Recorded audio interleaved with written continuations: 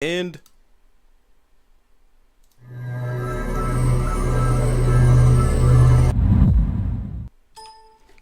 hello everybody, my name is Blue, and I'm bringing you guys the 28th, if I'm not mistaken, 20th interview in the CasNet series. This is going to be an interview with the one and only Reinessa Dota, which is actually kind of funny because she's no longer a caster, which she was last time, because if you guys recall, back in interview number 5, I think, we interviewed Reinessa, but now she's a cosplayer, like full-blown cosplayer slash live streamer. So, Reinessa, would you like to say go ahead and say hello to all the people out there again? Hi, I'm glad to be back. Yes, you are back, and you fully transitioned over from a caster to like straight up just personality cosplayer live streamer. Is that correct? Yeah, I only very casually cast when my viewers heavily request it nowadays. Yes, and yeah, we will talk more about that later. But for right now, would you like to go ahead and just introduce yourself in general to anybody out there who doesn't know who you are yet? Okay, so, well, as you said, I'm Reinessa. I've been streaming for a couple years now. I focus mostly on making some pretty awesome cosplays instead of the casting anymore.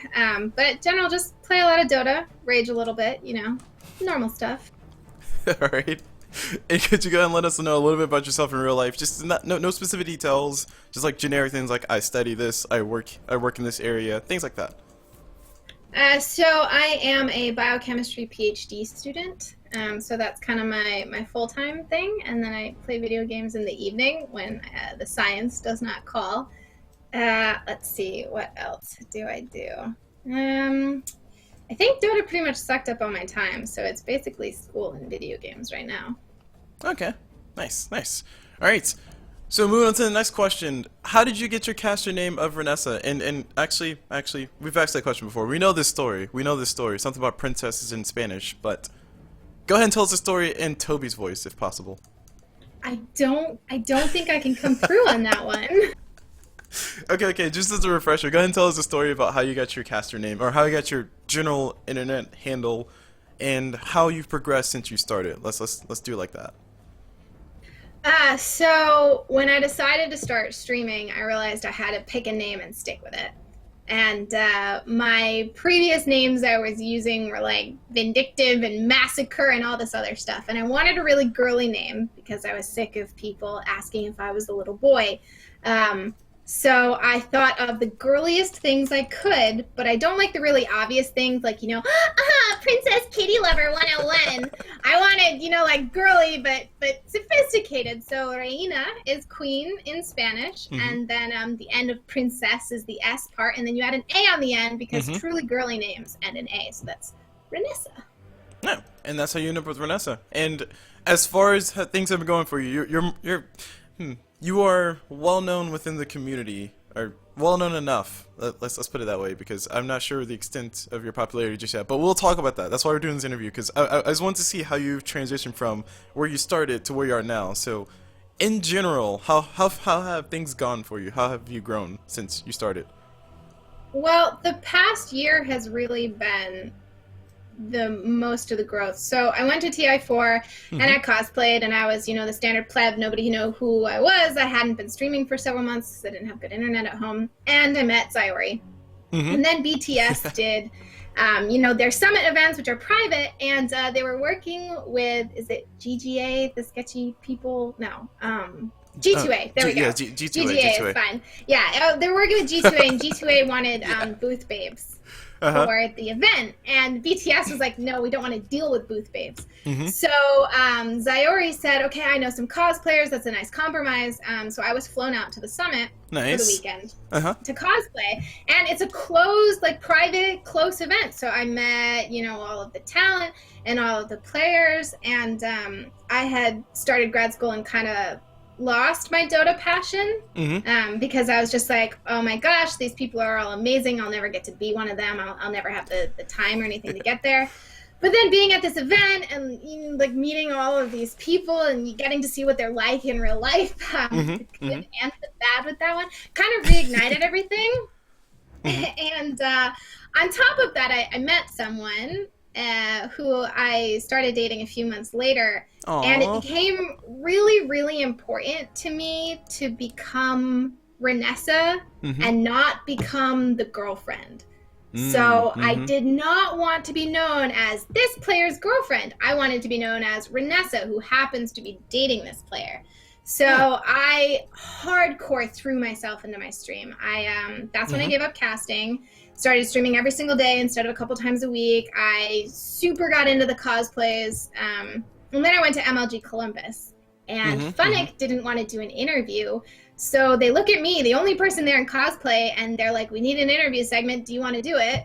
And then I got to be in my Crystal Maiden Arcana on cam at, like, you know, big LAN and everything, which was super awesome. So I had all these little boosts along the way that were very helpful, that kind of helped my stream and, you know, my personality and everything grow. And then the Beastmaster cosplay also helped quite a bit because that one was just fun and Reddit really liked it for multiple reasons. So all those things helped.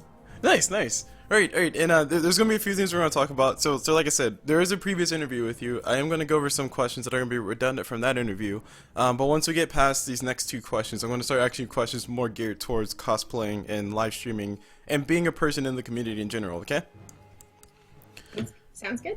All right, so for this next question, because we need a refresher, we need to remind ourselves, how did you get into video games in general? Like what brought you to Dota land? What brought you to video game land in general? Well, video games in general, I have two older brothers, and my family lives in the middle of nowhere with dial-up internet. I would like to specify we had dial-up internet until I was 17. So the Nintendo was our best friend. So I played with my brothers a lot, and we played. I was allowed to have a Diablo 2 character, I think, when I was 10. So that was my first like computer game that I played a lot of. And our computer at home broke, so my brother gave us his when he graduated college and had all these games on it, like Warcraft 3. And I had these really, really nerdy friends from school who are the kind of people who do not hang out in real life at all. But we hopped on AOL Instant Messenger and played and played Warcraft 3 custom games together. One called Battle Tanks, which is like a super simplified version of Dota. We need tanks instead of heroes. And so I went to college. I had a professor actually tell me to play more video games because I was having a hard time with one of my chemistry classes. He said, if you play more video games, you'll have a better time doing the visualization you need to do for this class. And I surprise visited the guy I was dating one weekend, and he had just gotten a Dota beta key, so he of course only wanted to play all weekend, and I suddenly showed up, so he got me a beta key so that he could keep playing so that I could play, and then I was better than him after like a couple hours. Wrecked. Yeah, and then I got full on addicted to Dota. My video game that summer had planned to be Diablo 3. It had just been released, and it sucked so hard that I just went all the way Dota and just never looked back. And you regret nothing about your decision, is that correct? I regret nothing. Alright, awesome. Okay, so the next question says, how did you get into casting? But we're going to modify that one. How did you get into cosplay? So, we understand the story of how you got to casting, something about the energy, being at, you went to TI2, I think? Is that what you said? Way back then? I went to 4 and 5. I thought you went to... Okay, anyway. Ooh, I wasn't even playing TI2. So as a refresher, go ahead and tell us how you got into casting first, and then we'll go ahead and transition to how you got into cosplay, because Cool Blue obviously forgot. Okay, so for casting, I started I watched the grand finals of TI3, and I saw how amazing professional Dota was and everything, so I started watching casts of it and trying to follow teams a little bit, so I watched a lot of Sheever. Like a lot of Sheever.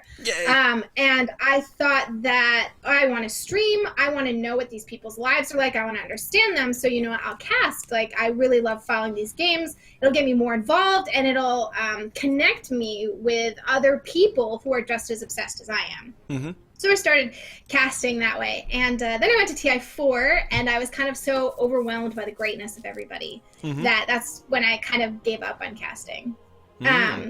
As far as cosplaying, I realized that because I was going to grad school and because I had other priorities, I realized that casting is a great way to show passion, but it wasn't something I was going to be able to commit to. But going to TI4, cosplaying is really fun. Like, it's fun for me, but it's fun for other people too to see a cosplayer. So I saw cosplaying as a way to share what I love in a way that I could. So I'm not a high skilled player. I'm not a super popular caster. Like, I can't relate with people that way, but I can so incredibly well. So I can take something we all love and bring it to life. And that was like my community contribution in a way, like, because Dota's so community focused, like I wanted to give something back, and I couldn't do videos at that point. I couldn't, sing or art or anything like that. So cosplay was my art, like my content creation. So that's how I really got into cosplay, because it was fun, and it was a way for me to,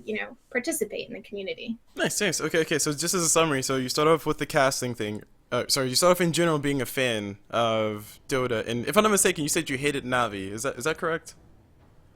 No. As Alliance, I loved Navi. You hated Alliance. I hated Alliance. Man, I remember that story. There was so much passion and hate. You said you were such a Navi fangirl, and then like all of a sudden Alliance just shows up and just wrecks him. It's like, what's going on? Okay. I remember that. Anyway, sorry. Continue on from getting all the sidetracked stuff. So you start off with being a super huge fan of Dota, started following teams, started getting really hype about it, and then you decided that you want to be involved in the community. So you started casting, but you figured out casting wasn't the way that you wanted to be involved, because it was a little bit. You felt like you weren't connecting enough with the community, so then you shifted over into cosplay, which is where you're at now. Is that correct? Yeah, that's about right. Okay. All right. Awesome.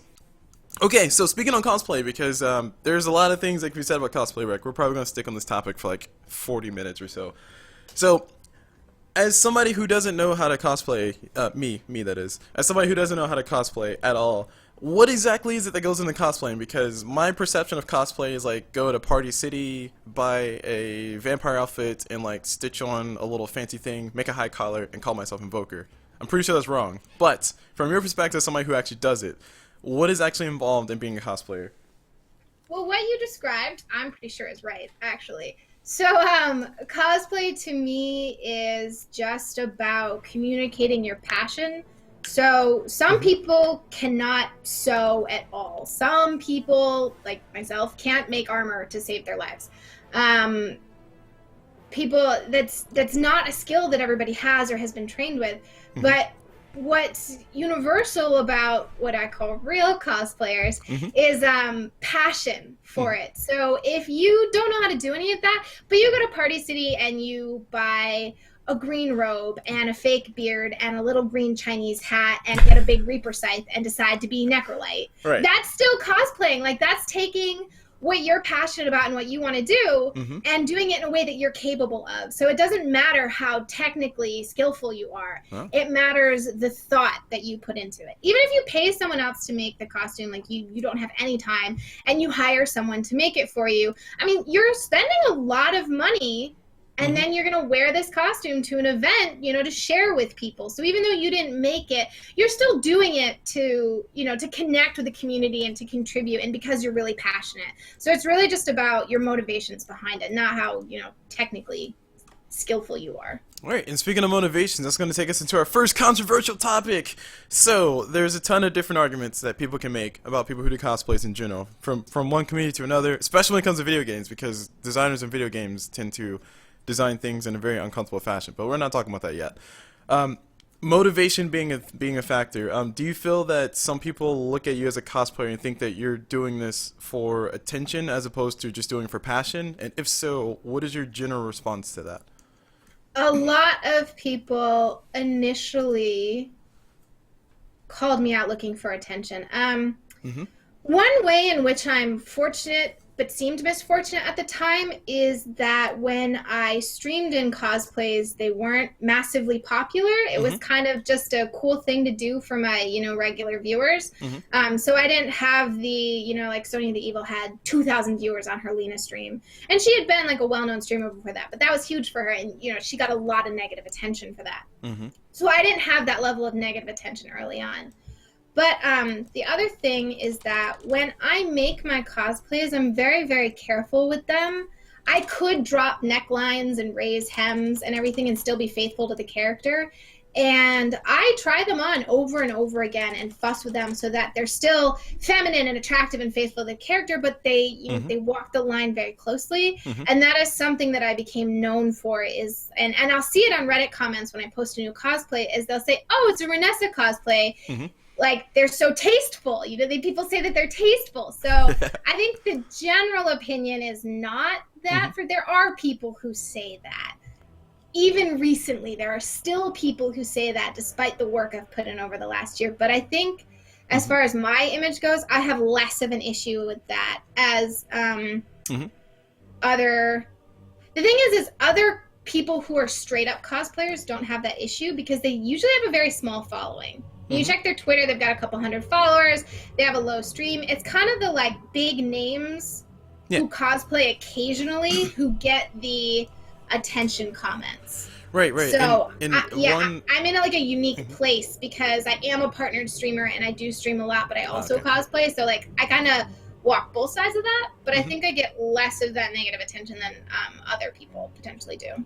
Right. And speaking of the case of attention, one of the things you mentioned was like, you know, people who occasionally cosplay, like a lot of people freaked out last Halloween when they figured out that one of the kids from The Sweet Life of Zack and Cody that he regularly cosplays. A lot of people started freaking out about that. I know this past Halloween, we were like, oh my gosh, he's cosplaying as this and blah, and this is really cool, man. More people need to do this. And everybody was like, well, if you actually followed him, you know that he does this all the time. It's not a Halloween thing. It's a cosplay thing. He's passionate about it.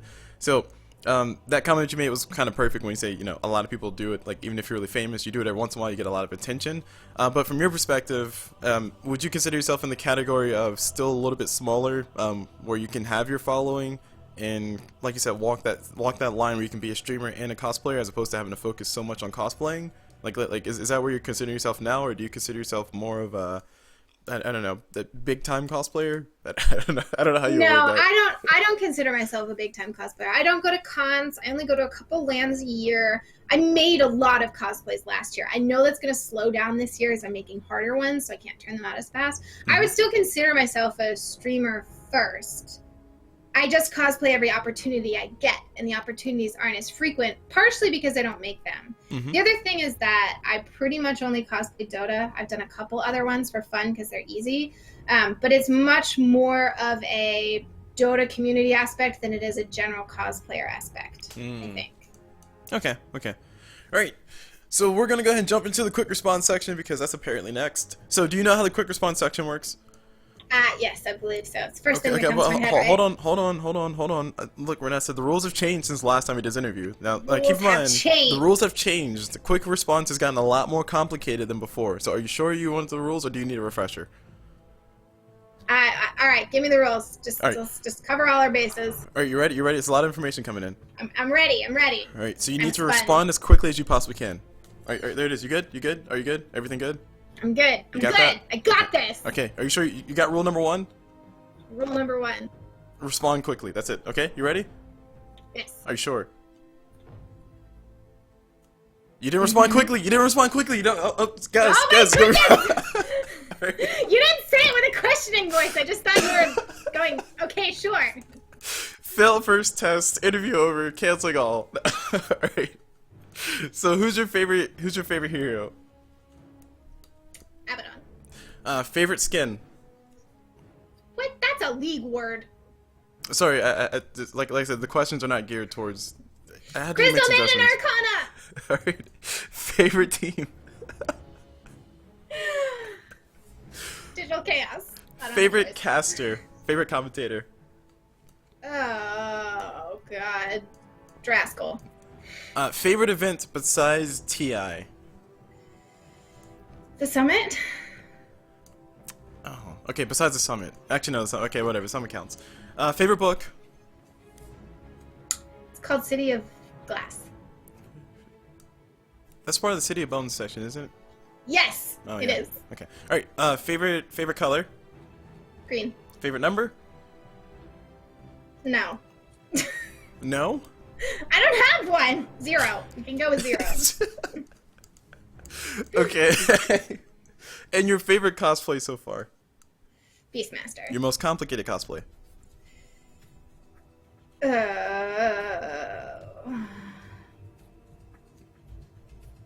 Queen of Pain. And last but not least, your favorite fellow cosplayer? Actually, let me reword that. Your favorite cosplay done by a fellow cosplayer, so that way you don't have to pick people.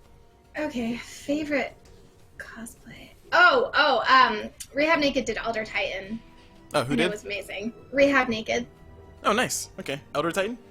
Mm-hmm. Nice. Okay, awesome. All right, so that's it for the quick response section. You mostly passed. There was a few that you took a while. You didn't respond quickly, so you violated the rules. So you do not win any rares, unfortunately. All right, no rares. No rares. No rares. Alright, so moving on to the next few questions, because we're getting into the controversial parts of things, because as a cosplayer, I don't really get to interview many cosplayers, so you're the first one to interview. Sweet.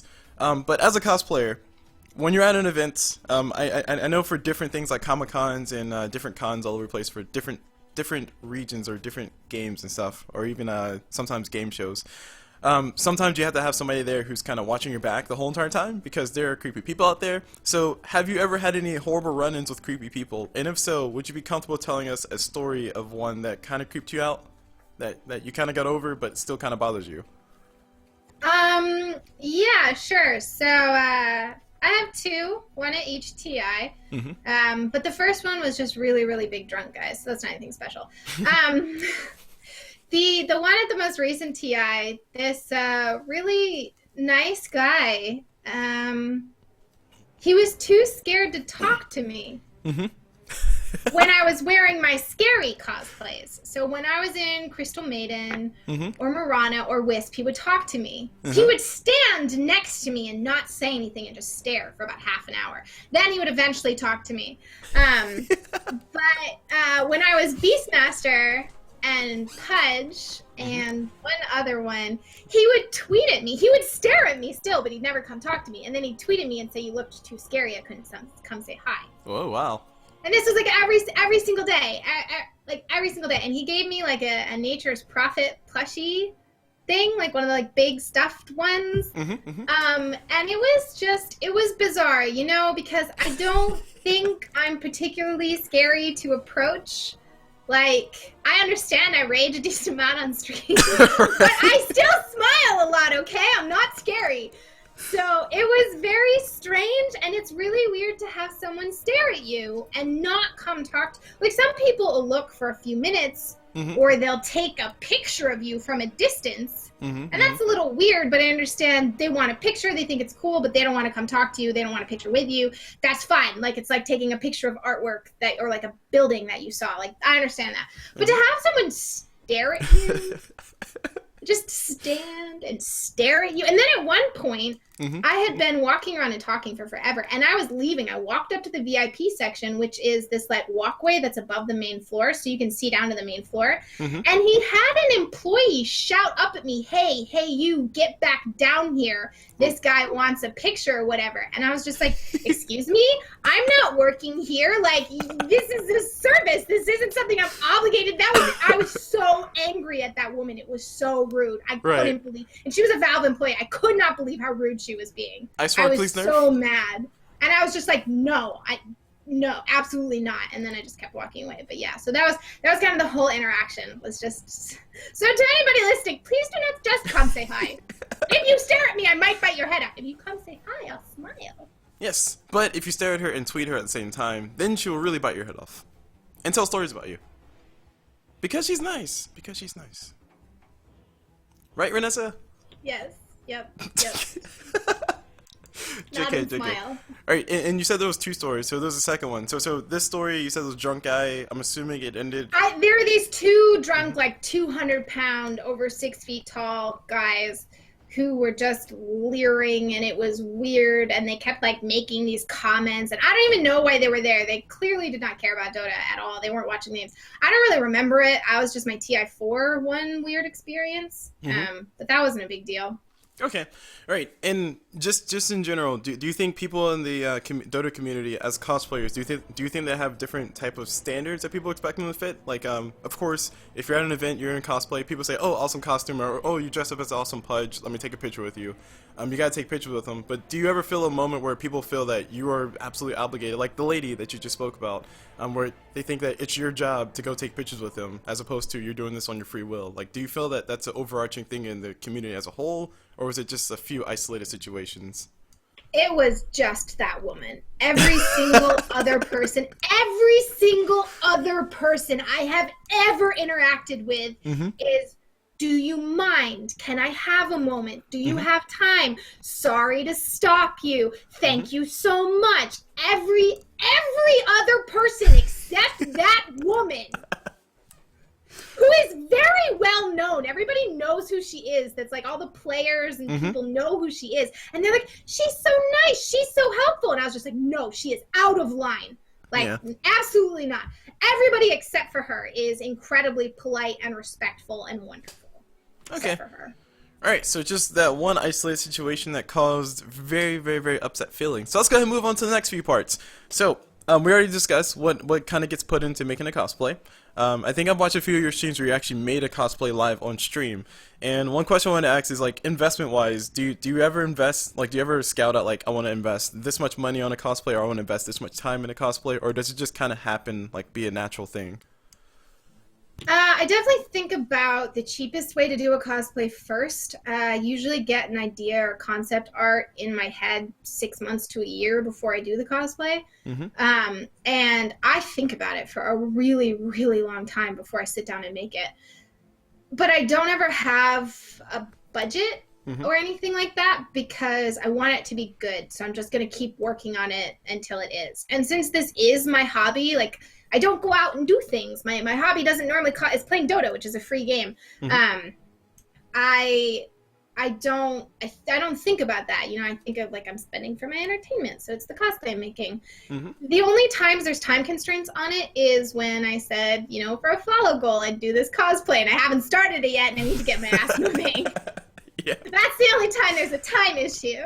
And you did a Wiz cosplay, by the way, and I'm expecting to see a Meepo cosplay sometime soon. Is that correct? A Meepo cosplay down the lines? Yes. No. Come on, Meepo cosplay. Let's make it happen. Come on, Meepo. No. I mean, you won't play Meepo. You don't cosplay as me. Okay, fair enough. All right. Side stories aside, inside jokes aside. So moving on to things, you're not just a cosplayer, you're also a live streamer too. So one of the things that you do in your live stream is you also have your goals saying, you know, at this number of subscribers, I'm going to try to fight towards this KMMR.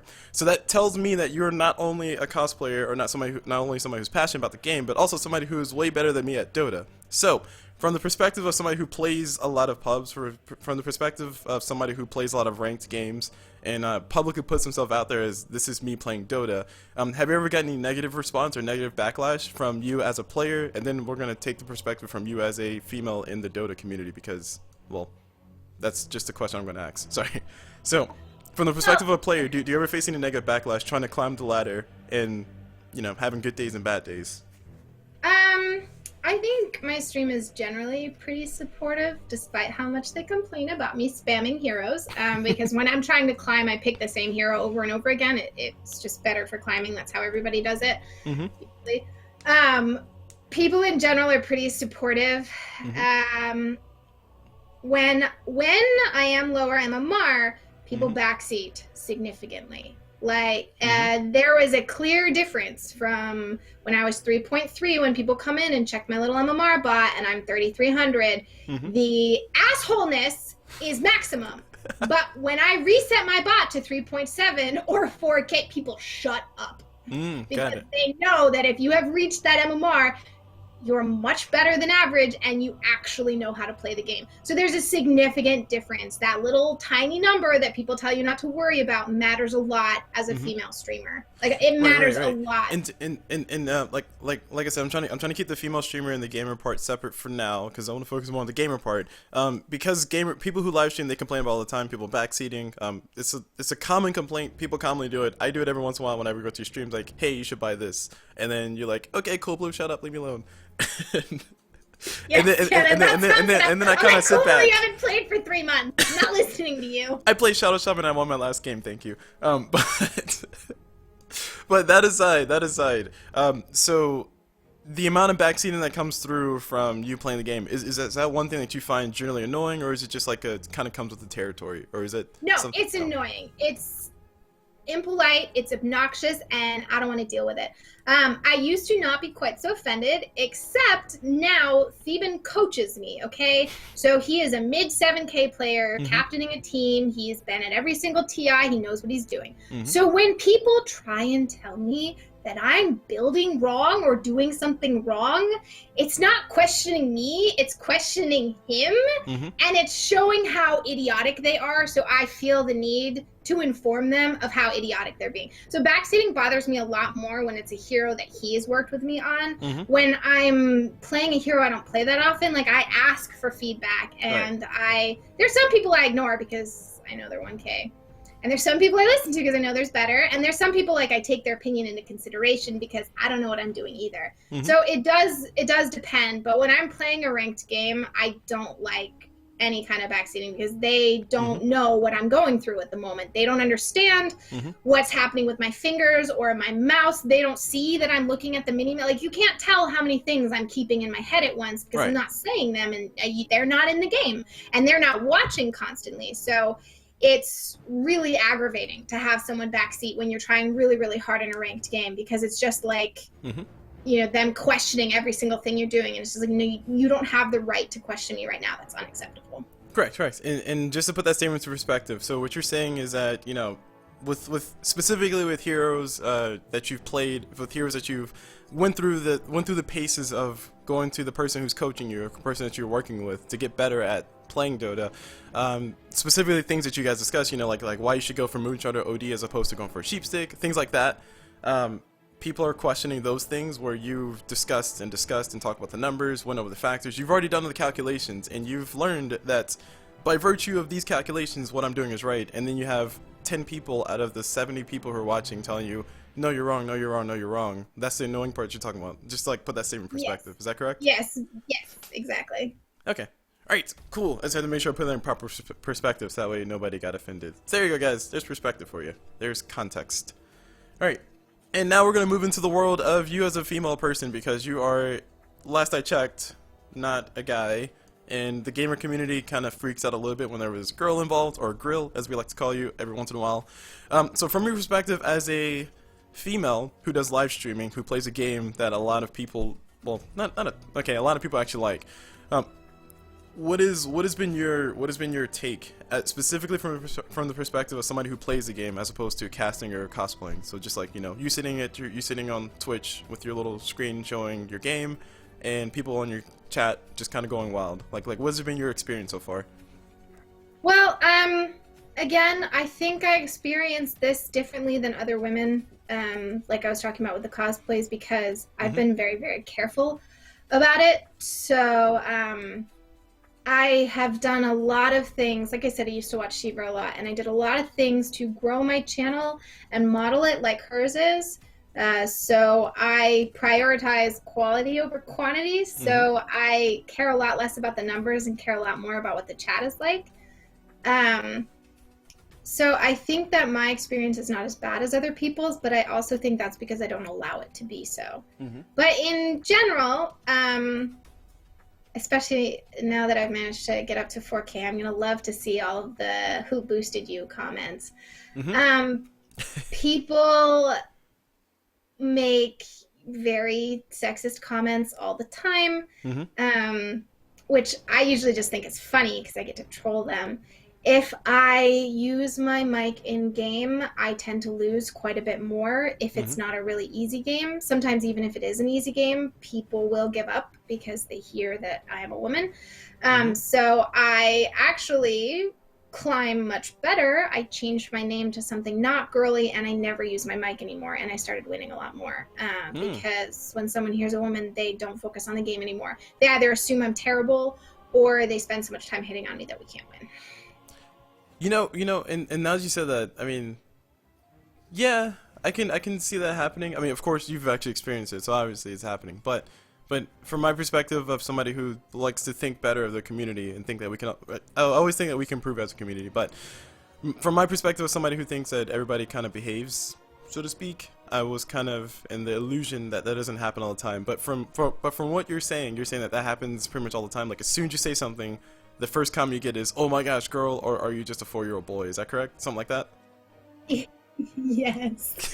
Well, actually, when people ask me if I'm a small child, I start talking like this. Because I'm just like, I can't deal with you people right now. Right, correct. Yeah, I And mean that's a whole. You'd have to direct me more specifically. So I mean, I wrote a blog post about what it's like to be a woman involved in Dota, and there's like a whole different spectrum of responses. So my viewers, it's not something I ever have to worry about, clearly, because if I did, they wouldn't be there anymore because I would have flamed them so many times they would have left. But as far as other people go, including other personalities, I'm still referred to as the cosplayer. I'm not, or the streamer. I'm not referred to as just Reinessa. I'm referred to as cosplayer Reinessa, streamer Reinessa. They feel the need to qualify my role. Right. So this is talking about other Dota personalities right now, like people who should know better. Right. They qualify me as, oh, that was popular, but you're a woman, so it doesn't mean anything. Right. Or this got a lot of attention, but you're a woman, so I'm going to write it off. And they don't see me as being capable of contributing anything other than, as I said in my blog post, a way to empty your tissue box. Correct. Which everybody gets a reference, but I also want to throw in another part because I was watching I think Campfire Dota. Some people were doing the thing. Yes, I know. They asked me to be on it. Yeah, correct. That one. But they actually be on it. But they mentioned you, and they were actually talking about you in chat, and I actually do recall. Because I sent you a snippet, it's like, oh my gosh, Reinessa, they're talking about you in the chat. And one of the things I noticed is that they were talking, like, oh yeah, back in TI4, I remember when Reinessa the cosplayer was there, blah, blah, blah. It's like, it was Reinessa the cosplayer. That was the title that they call you. So when you say like that, from what you just said, it kind of makes me go back and think like, oh, how many times have people referred you as to the cosplayer Reinessa, as opposed to just Reinessa? Which, I mean, I guess in hindsight, to give context for everybody, I mean, everybody might refer to me as Cool Blue the commentator, but everybody might just call me Cool Blue instead. It's not necessarily a bad thing, because I do cosplay quite a bit, and that's what most people know me for. It's just that I'm talking about very specific people who should not be referring. Like, they are intentionally demeaning me by choosing to do so. And it's how they treat women in the scene. It's just how they work. Their brains cannot process that someone can contribute. So that's just something that you have to deal with as a woman. Like, it's easy to get attention. It's very hard to get respect. I think that's just the general takeaway for it. Whereas for men, it's significantly harder to get attention. I mean, the ratios put you way out of favor. So and I understand that it's much harder for men to get attention, but once they get attention, it's much, much easier for them to expand and broaden themselves and make new connections and everything like that, and be taken seriously. Correct. Man, this is like I feel like my mind just exploded a little bit. Only reason I say it is because these are the things you're saying are things that I think of as a person who's trying to get into community, making content, doing whatever as a guy. And I always consider like as a girl, if you just jump into the scene, I was like, oh my gosh, girl, but you're kind of like a star. You burn hot, but you burn fast. Whereas a guy is kind of like really slow burn, like somebody like I think Durka was an example we used a while ago. Durka Dota, he's been casting for like 2 years or so, and then he finally hit his stride. It was either Durka or somebody else, but anyway, casters. That sounds about right.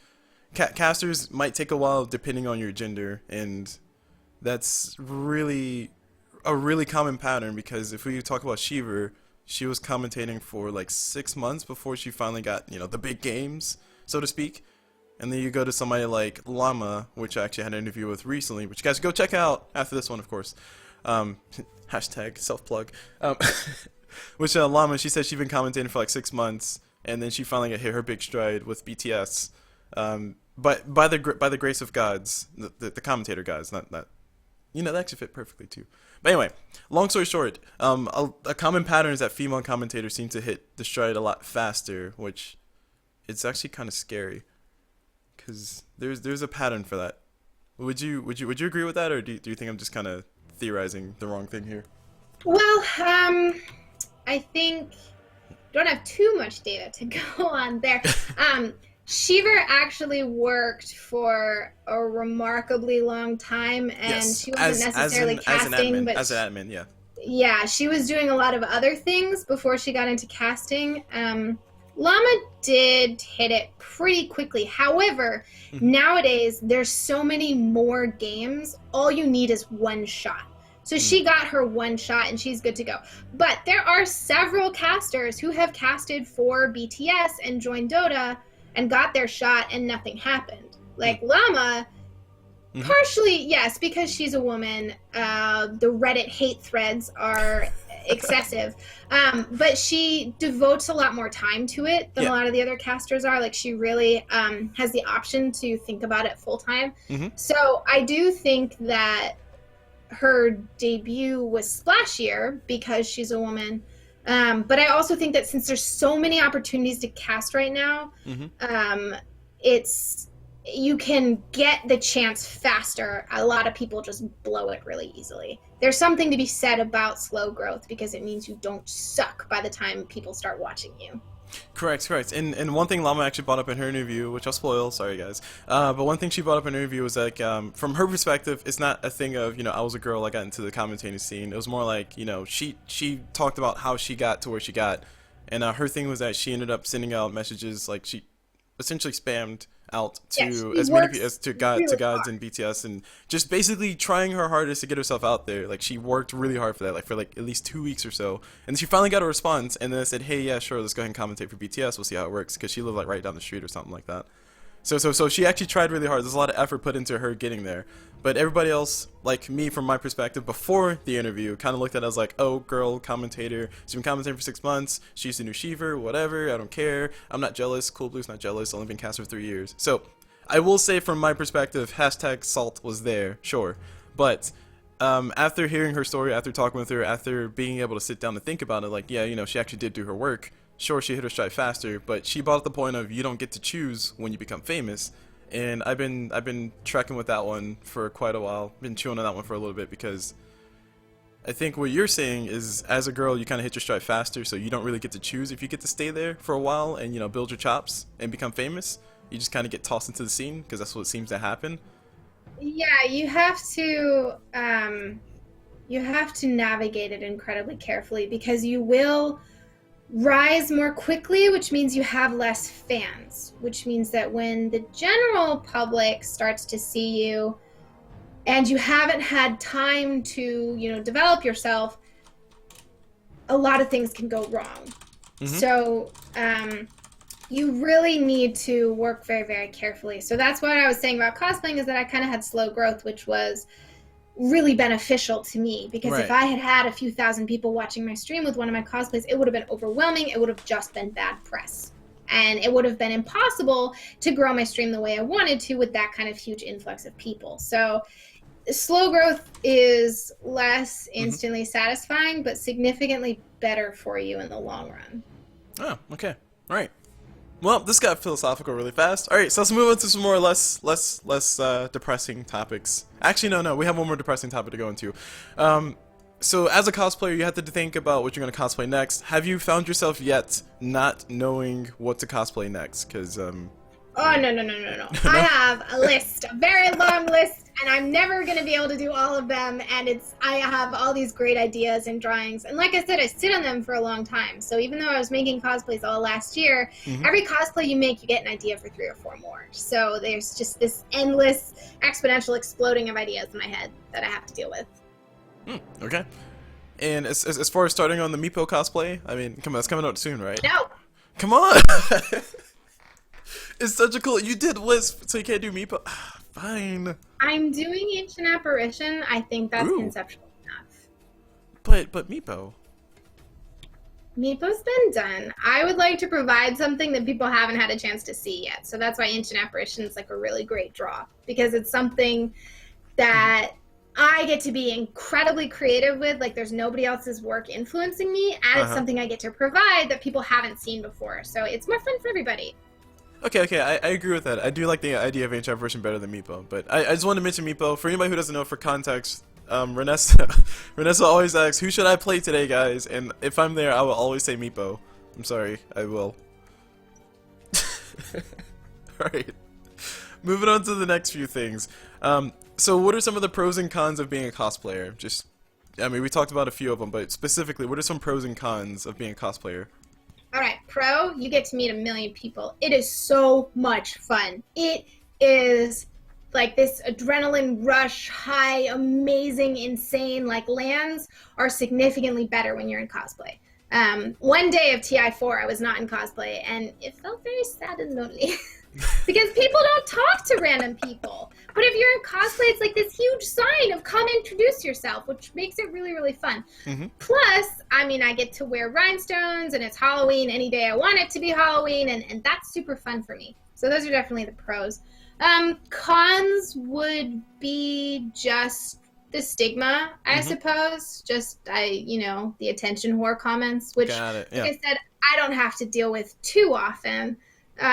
People might think it, but they don't necessarily say it to me. So I would say that's the main con, but it's so much fun. I don't care. It doesn't matter what they think. I'm having fun. All right, good to hear that you're having fun.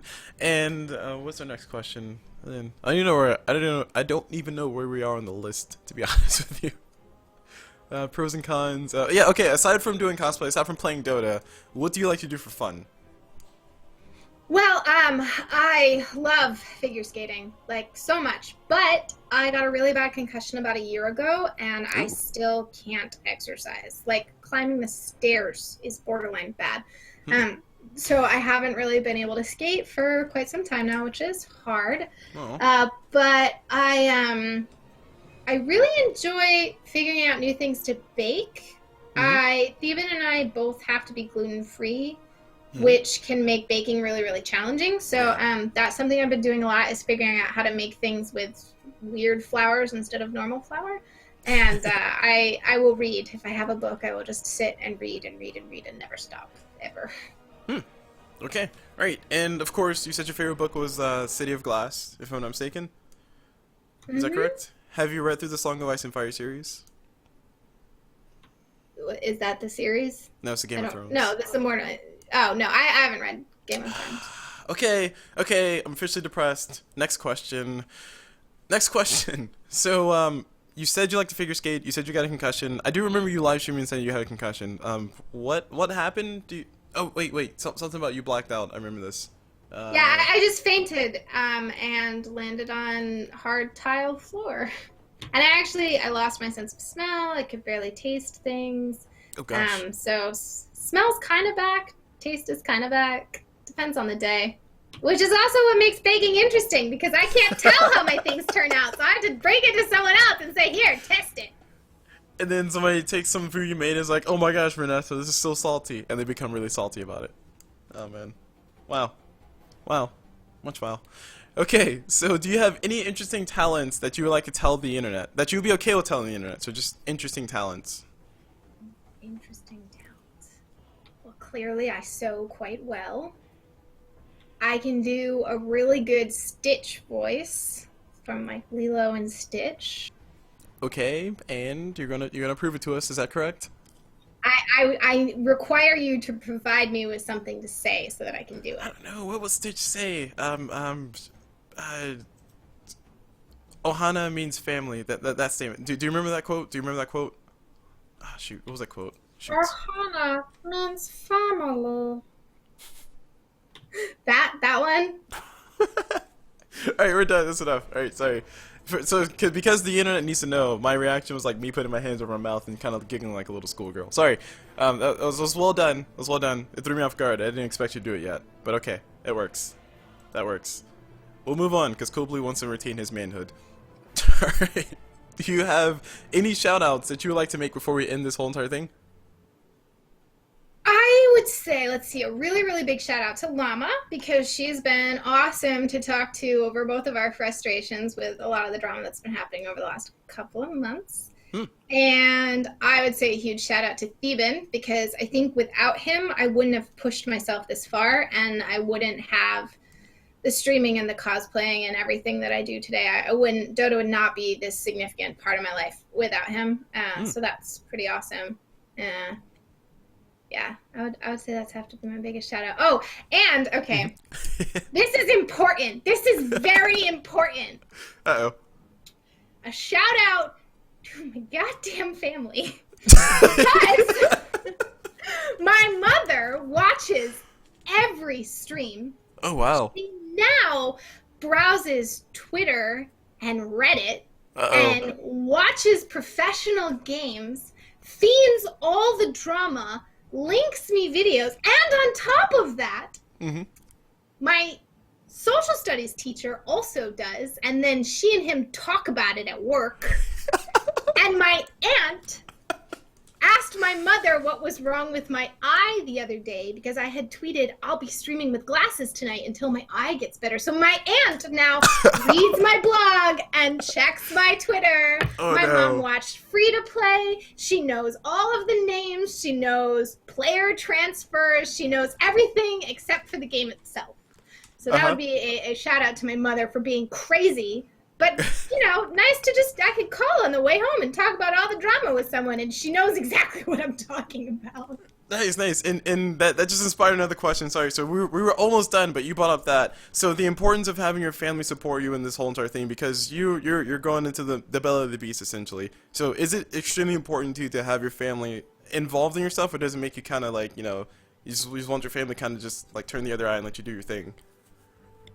Well, because it's such a big thing for me, it is important that they understand, because my brothers are the type to say, you never go outside, you're such a loser, basically. But my brother actually came to ESL New York. He came and watched a couple games and saw fans, and he saw what it was like for me to walk around in cosplay and have random people walk up to me. He realized that like random people knew who I was. So it's really cool to have that, because it legitimizes this huge part of my life. And I don't need their support. Like, I am an adult. I'm going to do this either way. But to have them recognize that this is something legitimate is, it feels a lot better. Like, you're not ashamed when you go home for Christmas and talk about, I got flown across the country to go be at this event. Or you do like, I can link them interviews that I did, and I can link them articles that I've written, and you know, and they take it seriously. So that's pretty cool. Nice, nice, awesome. All right, so you have the awesome support base of your family. Of course, you have the awesome support base of your live stream, and I will go ahead and try to enforce upon you the shout out to the live stream, because they're like asking for a shout out. So would you like to shout out your live stream? Of course, a shout out to my viewers and my subs and the pleb pseudo subs, because we have, you know, our Discord channel that we talk in all of the time. We message each other on Steam. We have funny Twitter conversations. Like, it's more than just a stream.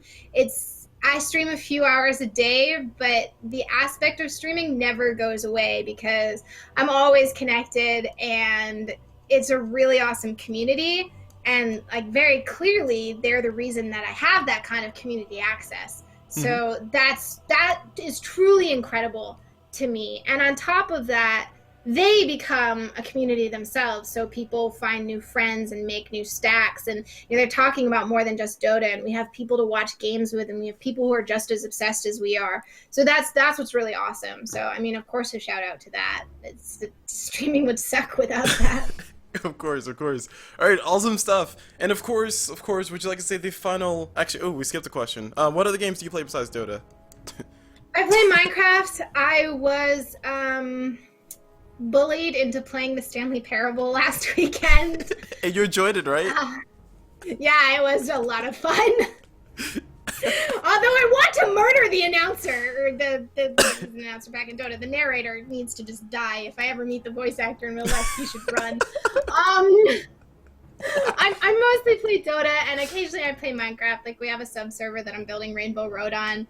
So that's fun. But I don't have a lot of free time, so I try to put all that time I can into improving at Dota, because I don't like to be stagnant. I like to feel that I'm improving. Okay, awesome. Of course. And now we're at the end of the end of the interview. Wow. Whoa, sorry, words are happening.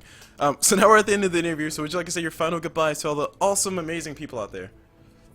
I would say thank you to everybody who's watching live, and who will watch this later. I hope you enjoyed it. Thank you to everybody who,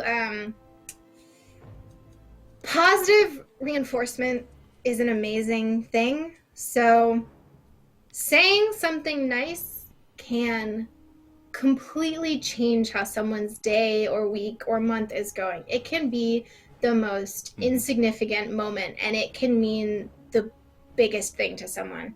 So the people I interact with are genuinely good people, and they want people to be happy, and they want things to get better. And no matter how much we rage at the game or at each other or stupid different things that happen, I know that people have very good intentions and just like good hearts, and I really appreciate that. I think that's something beautiful that is what made me fall in love with Dota. And while I may have become disenchanted with the masses, the people that I am fortunate to experience really embrace that, which I think is really incredible.